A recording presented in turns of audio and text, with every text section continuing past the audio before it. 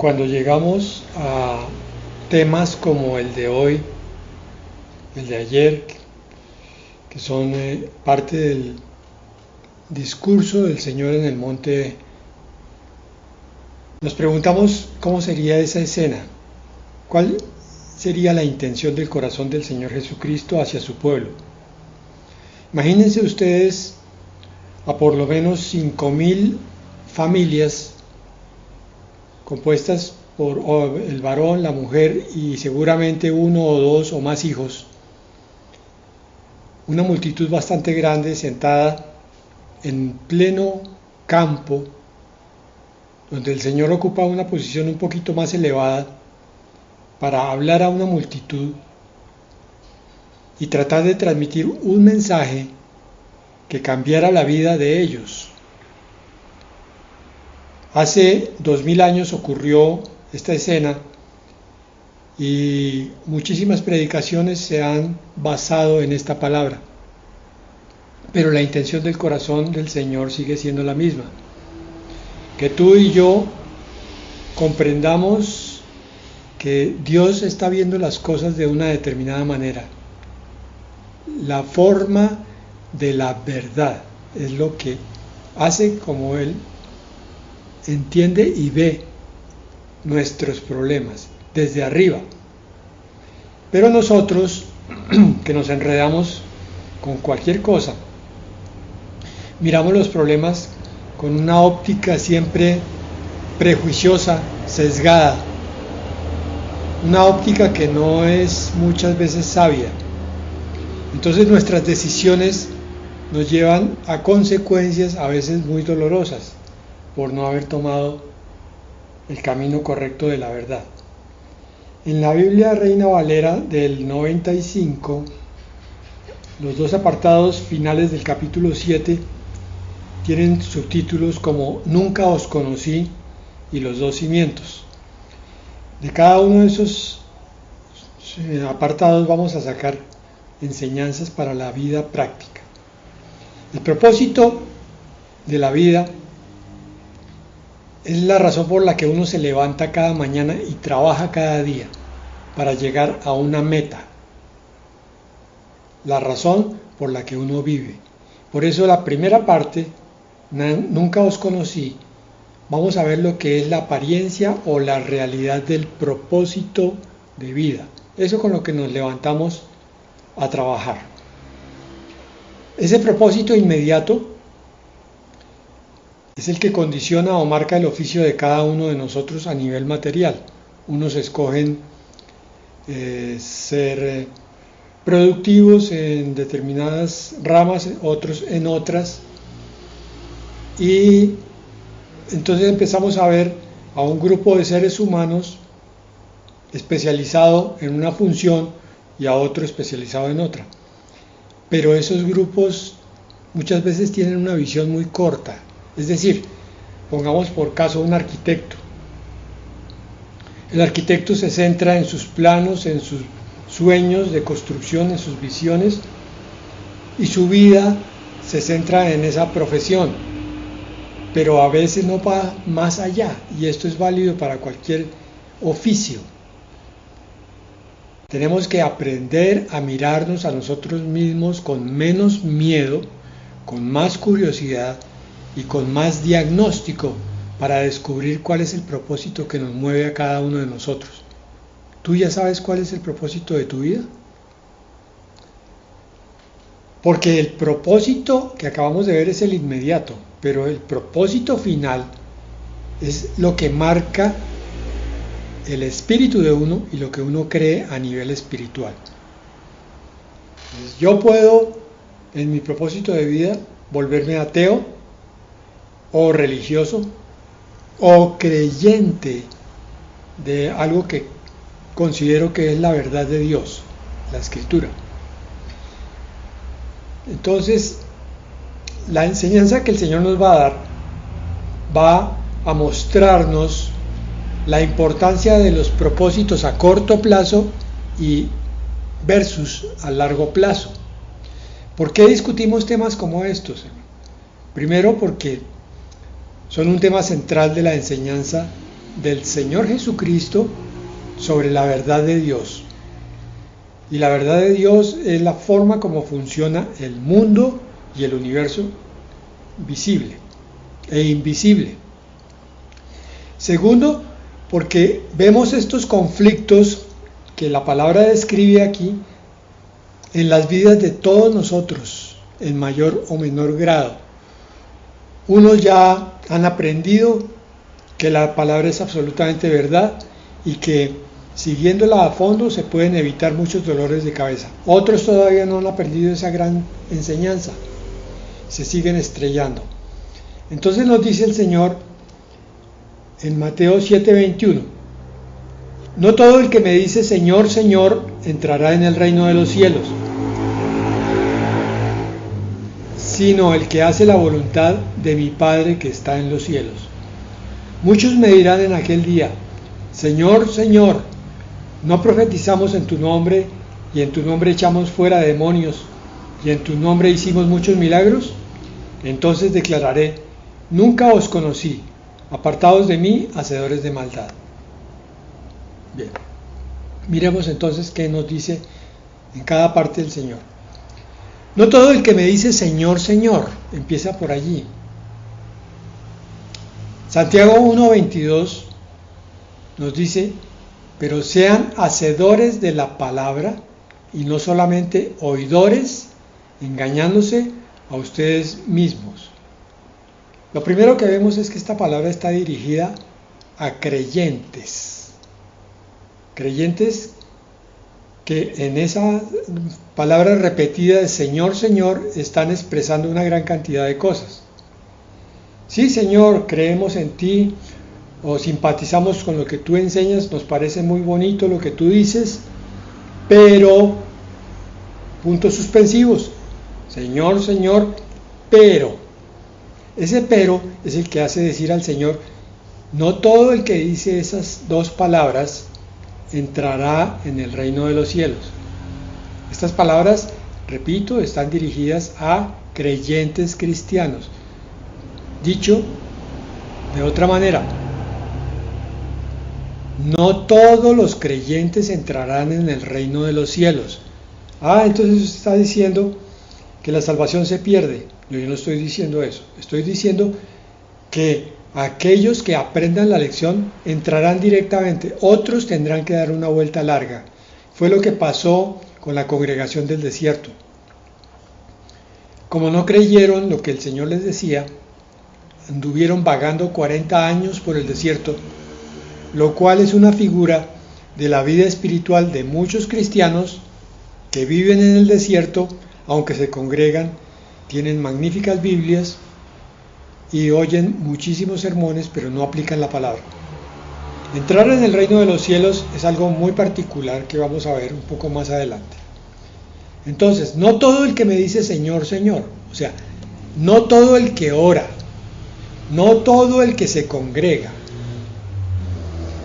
porque la apariencia nos dice, si lo miramos con los ojos de Dios, que están aumentando las iglesias muchísimo. Hace 30 años no veíamos el número de iglesias que hay hoy en día. Una población intermedia puede tener fácilmente 60, 80 iglesias. Una población pequeña, 10, 20 iglesias. Eso hace 20 años era inconcebible. Pero eso no significa que se esté hablando la verdad. Entonces también han aumentado los cristianos, pero, puntos suspensivos, la realidad es que tenemos buen número de iglesias de falsa doctrina. De esas decenas de iglesias de una población mediana, ¿cuántas habrá en Bogotá, por ejemplo? A medida que va pasando el tiempo va aumentando el porcentaje de iglesias de falsa doctrina. Así que cuídate a dónde vas. Porque buen número de esas iglesias son de tipo Éfeso, o Pérgamo, o Tiatira, o Sardis, o la Odisea. No estoy diciendo nada raro para los que nos han acompañado en el estudio que acabamos de terminar de Apocalipsis. De las 7 iglesias de los capítulos 2 y 3 de Apocalipsis, 5 estaban caminando mal. Y en esa época dijimos que entonces por lo menos el 66%, quedando solamente un 33% restante, 66% no era doctrina correcta. Una de cada 3 iglesias preserva la verdad del Señor, pero 2 no, porque son pocas las iglesias al estilo de Esmirna y Filadelfia, que fueron las únicas que recibieron elogios de parte del Señor. Por consiguiente, un buen número de creyentes son al estilo de los tibios de la Odisea, o de las vírgenes necias de la parábola, o de las iglesias de Corinto y de Galacia, a las cuales el apóstol Pablo les dedicó cartas. Ustedes recuerdan que la segunda de Corintios es una exhortación contra una iglesia que guarda el pecado y no ha exhortado al pecador. Y la iglesia de Galacia es una iglesia que está saliendo de la fe y está regresando a la ley. Como dijéramos hoy en día, se está volviendo mesiánica. Con esos 2 ejemplos podemos notar claramente por qué tantas iglesias no caminan como le agrada al Señor. Por eso dice, no entrarán en el reino de los cielos. Porque el reino de los cielos es donde Dios reina. Si Él reina en tu corazón, el reino de los cielos está en tu corazón, o en tu familia, o en tu iglesia, o en tu ciudad. Y ahí ya vemos que la cosa también se complica. Porque no vemos que el reino de Dios esté en las ciudades. Y en muchísimas familias tampoco. Y en muchos corazones tampoco. Porque es aquí y ahora, pero también es para la otra vida, el reino de los cielos. No debemos olvidar esas 2 realidades. Un reino de los cielos actual y presente en tu vida, manifestado como justicia, paz y gozo. Haciendo lo correcto, teniendo paz y viviendo la vida cristiana a pesar de dificultades en forma gozosa. Por el contrario, un cristiano estresado en forma permanente, que no sabe si ir a consejería o si va, pero que igualmente no se deja aconsejar, no se deja guiar y camina en forma totalmente desorientada y aparte de lo que es la palabra de Dios. Es un cristiano que no tiene el reino de los cielos en su vida. Y si no la tiene aquí, la pregunta es, ¿será que la va a tener en la otra realidad, en la eternidad? ¿Por qué estamos cuestionando esto? Es porque el Señor Jesucristo ya viene, y Él viene por los que están listos, Él viene por los que están santificados, por los que están comprometidos con Él, por los que tienen el reino de los cielos en su corazón.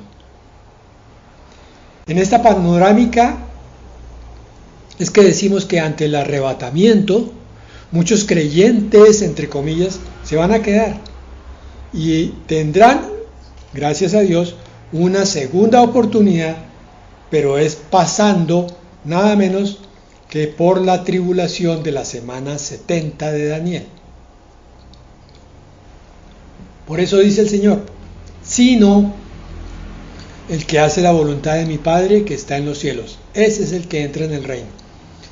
Es el que puede obedecer su palabra. ¿Por qué puede? Porque ha llegado a tener la relación correcta con Dios. Y por tanto recibe del poder de Él para hacer su voluntad. Hermanos, lo sabemos y lo repito una vez más, nadie puede hacer la voluntad de Dios a menos que esté ayudado por el mismo Dios, es decir, por el Espíritu Santo, en el camino de la santidad. Un cristiano que no está comprometido con Dios es un cristiano que no tiene el poder del Espíritu Santo en su vida, por tanto, no obedece. Vemos el fruto en él, que es el fruto de desobediencia. Su corazón no ha sido renovado.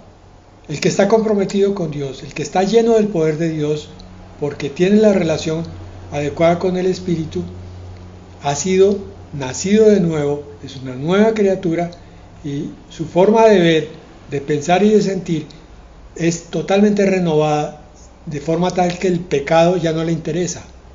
No que no peque, pero cada vez peca menos. Por eso el Señor dice en Mateo 7:22, muchos me dirán en aquel día, Señor, Señor, ¿no profetizamos en tu nombre? Es decir, ¿no hablamos tu palabra? ¿No nos paramos en un púlpito y predicamos? ¿No le llevamos la palabra tuya a los vecinos? ¿No evangelizamos? ¿En tu nombre no echamos demonios? ¿No hicimos liberaciones y sanidades? ¿Oramos por algunos y se sanaron? ¿Y en tu nombre no hicimos muchas obras poderosas? ¿Un milagro? Entonces yo les declararé, nunca los he conocido. Apártense de mí, obradores de maldad. Qué tremendo es esto, porque quiere decir que una predicación, una liberación o sanidad o un milagro no son garantía de que vienen de Dios. Ahí se confunden muchísimos cristianos inmaduros. Creen que porque un sitio de 4 paredes está tumbando gente a 2 manos, está diciendo que sana enfermos, allí está la palabra de Dios en verdad. Y no se dan cuenta que no lo es. Porque si fuera palabra de Dios, debería haber transformación de los corazones, renovación, nuevas criaturas. Por eso muchos llorarán y se lamentarán diciendo, ¿por qué, Señor, nos dices que no nos conoces? Viniste por tu iglesia y nosotros nos quedamos. ¿Por qué, Señor? Primera de Corintios 13:2 dice, si tengo profecía y entiendo todos los misterios y todo conocimiento, si tengo cursos teológicos y bíblicos, y si tengo toda la fe, de tal manera que traslade los montes, hago milagros, hago sanidades, pero no tengo amor, nada soy. Ustedes recuerdan que por allá por los años 60, en el movimiento hippie, salía una cantidad de tarjeticas que decían amor es, y a continuación una definición de lo que se suponía que era amor. Pero esta sí es la única definición de lo que amor es. Está en Juan 14, 23 al 24. Es decir, este versículo que vamos a ver nos explica por qué dice que si yo tengo todos los misterios, todo conocimiento, toda la fe, pero no tengo amor y nada soy, puedo estar en una iglesia con mucho conocimiento, pero el amor no está en mí. Entonces no soy nada. Es que algo está fallando. Dice, respondió Jesús y les dijo, el que me ama, mi palabra guardará, y mi Padre le amará y vendremos a él y haremos morada con él. El que no me ama, no guarda mis palabras, y la palabra que habéis oído no es mía, sino del Padre que me envió. Aquí el Señor está proponiendo algo que yo llamo una ecuación espiritual.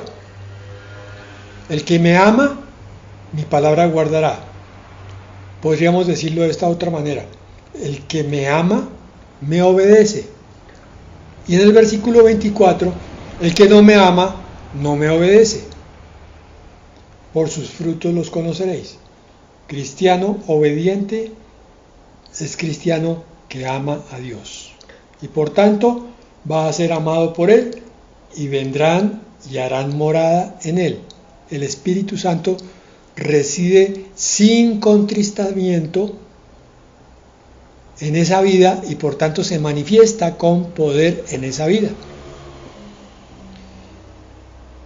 Bueno, estamos viendo la realidad del propósito de vida. Y el propósito de vida con esta palabra que leímos es finalmente que es verdadero si hay obediencia a la palabra de Dios, a la verdad de Dios. Dice Mateo 7:21, repitiendo, No todo el que me dice Señor, Señor, entrará en el reino de los cielos, sino el que hace la voluntad de mi Padre.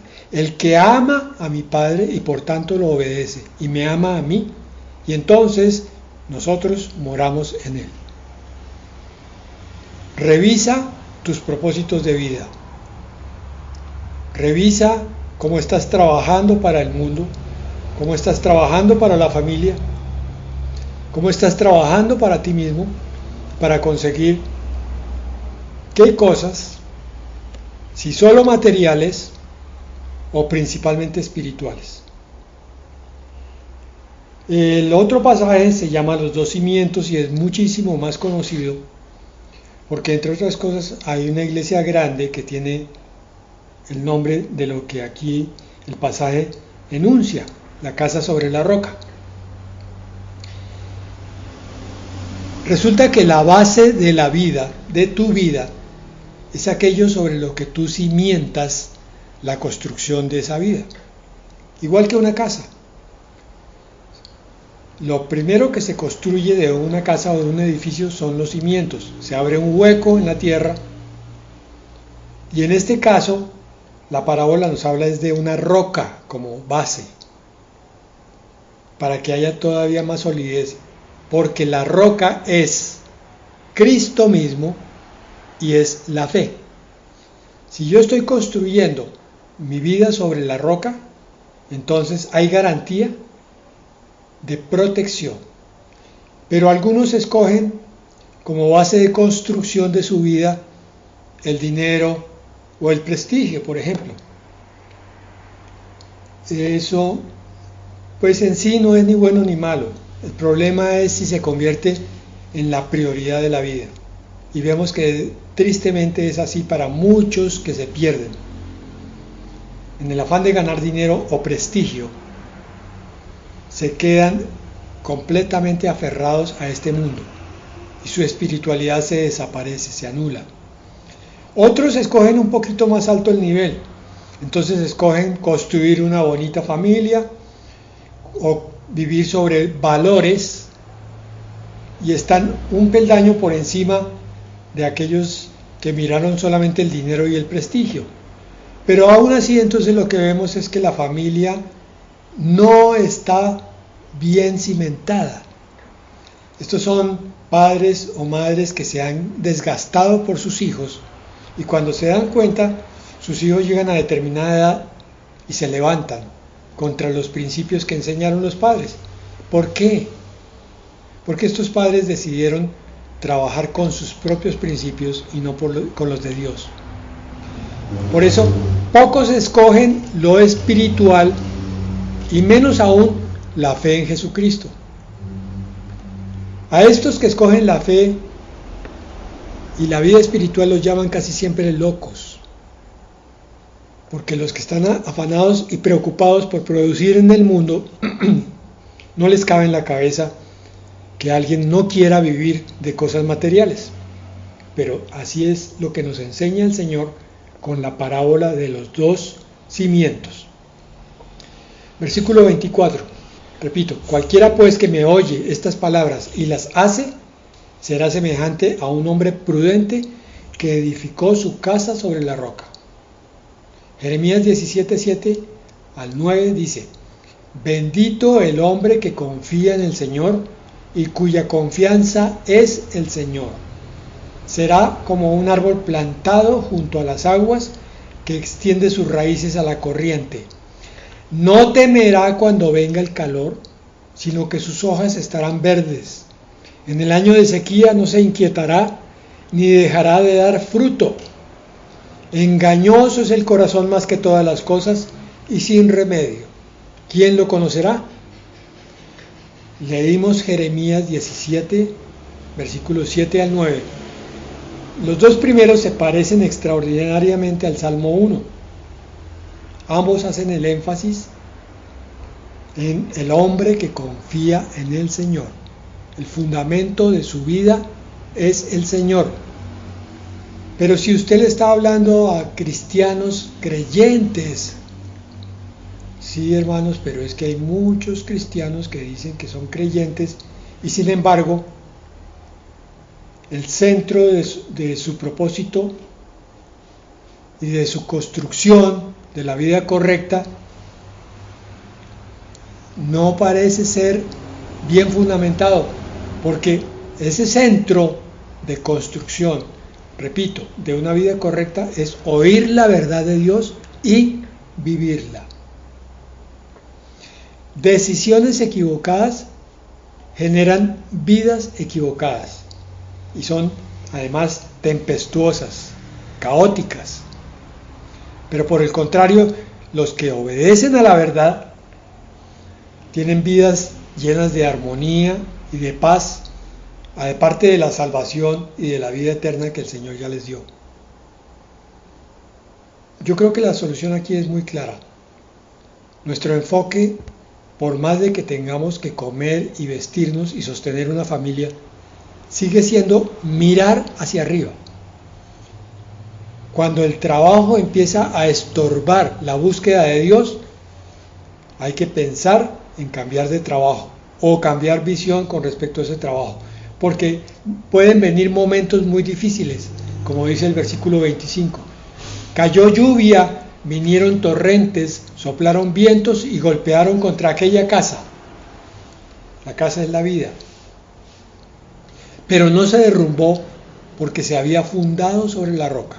Este es un cristiano que recibe un golpe de la vida muy fuerte y sin embargo continúa, se levanta y avanza. Su fe no decae y al contrario, muy probablemente da gracias a Dios. ¿Cómo así? Sí, da gracias a Dios en medio de la tempestad. Ese es un signo de madurez, aprender a alabar a Dios por lo que nos da y por lo que nos quita. Dice Job, bendito el nombre del Señor. Dios dio, Dios quitó. Leíamos en estos días que alguien estaba teniendo problemas con sus rodillas y estaba luchando fuertemente con el dolor.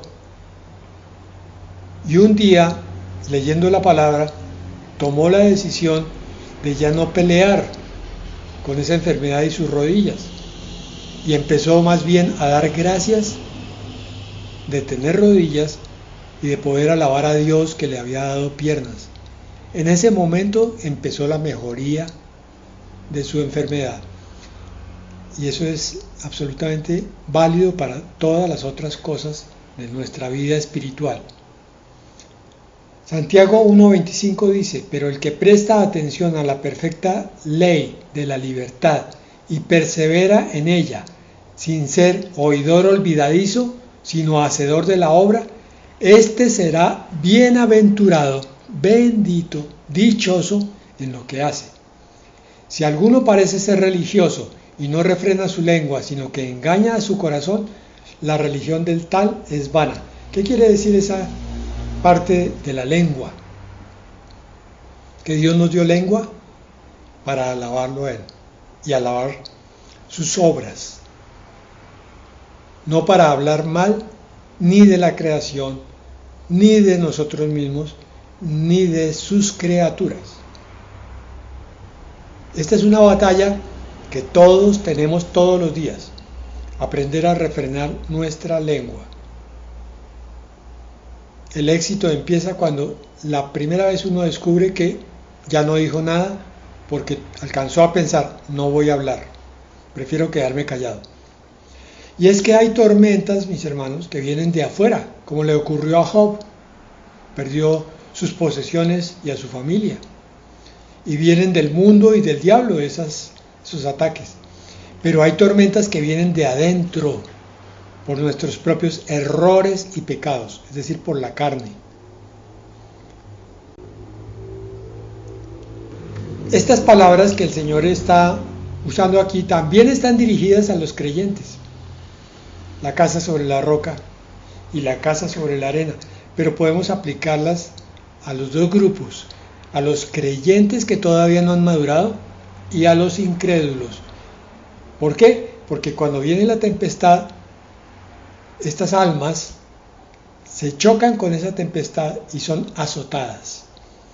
Por eso dice, pero todo el que me oye estas palabras y no las hace, será semejante a un hombre insensato, necio, imprudente, sinónimos de insensato en mi versión de la Biblia, que edificó su casa sobre la arena. Veamos la insensatez de este hombre. Ve una colección de arena, una playa de pronto, y va y abre unos huecos. Todos sabemos por experiencia que la arena cambia de forma y de localización con mucha facilidad. El viento la mueve, el agua también, con mayor razón una ventisca. Entonces construir una casa sobre la arena pues es una necedad absoluta, es una imprudencia total. Sin embargo, es lo que vemos. Vemos personas que no toman la palabra de Dios, se van para otra parte, otros criterios, los suyos propios o los de consejeros mundanos, y hacen decisiones completamente equivocadas y absurdas. Y después tienen que sufrir las consecuencias. Versículo 27. Cayó la lluvia, vinieron torrentes y soplaron vientos, y azotaron contra aquella casa, y se derrumbó, y fue grande su ruina. Vemos aquí que las tempestades golpean por igual la casa sobre la roca y la casa sobre la arena. Entonces no hay diferencia. La diferencia está en la forma como reacciona la una o la otra, porque están fundamentadas en diferentes cimientos. Por eso nos dice el Señor en Lucas 6:46, ¿por qué me llaman Señor, Señor y no hacen lo que digo? ¿Por qué se congregan y no me obedecen? ¿Por qué abren su Biblia y lo que leen no lo aplican? ¿Por qué oyen sermones y se les olvida los 5 minutos? Ezequiel 13:11 es muy dramático, describiendo un poco más en amplitud esto. Di a los que recubren con cal que caerá. ¿Cómo así? Solamente están pintando por encimita, no están rezanando a fondo. Vendrá una lluvia torrencial, dice la palabra, caerán piedras de granizo y se desencadenará un viento huracanado. He aquí que el muro caerá. ¿Acaso no les dirán, ¿dónde está pues la cal con la que lo recubrieron? Esta es la figura del que tapa por encimita las grietas profundas. Es aquel que hace el propósito, sí, voy a cambiar, pero al tercer día ya no se acuerda de qué prometió.